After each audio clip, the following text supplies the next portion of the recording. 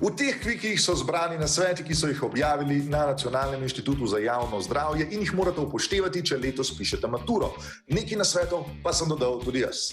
Prvič, ko vstopite v šolske prostore, morate nujno ves čas imeti masko na obrazu. Pri tem pa skušajte še obdržati varnostno razdaljo 1,5 metra od vseh ostalih. Če se vam kdo približa, ga boksnite v pleksus. A ja, to je dotikanje. Ne se tepst. Drugič, ko začnete reševati maturitetno polo in so vsi ostali na primerni razdalji, potem lahko date masko dol. Če pa se vam dijak ali profesor približa, potem pa masko date nazaj gor, kar pomeni, da nihče nikoli ne bo videl notranjosti vaše maske. Plonkate lahko.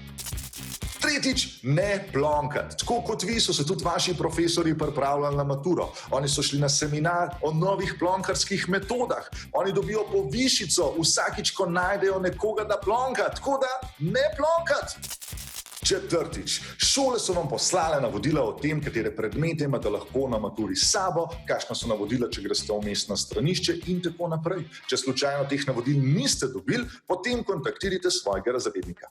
Kratek povzetek vseh teh navodil pa bi bil: nujno, preden greste pisati, pejte lulat. S sabo imejte 2 pisali, zato ker pač posojanje ni zaželeno. S sabo imejte tudi razkužilo, masko, vrečko za uporabljeno masko, steklenico vode in pa osebni dokument, ki ga morate dati na rob mize, zato da vsi vidijo vašo fotografijo in se vam lahko smejejo. Hkrati pa, ko prvič pridete na maturo, ne pozabite na izjavo pred vstopom na maturo.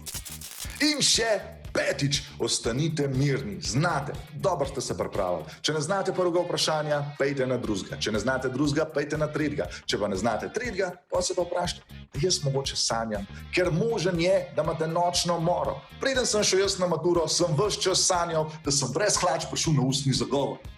Stres, to je pa to. Vso srečo vam želi ekipa Osvežilne fronte.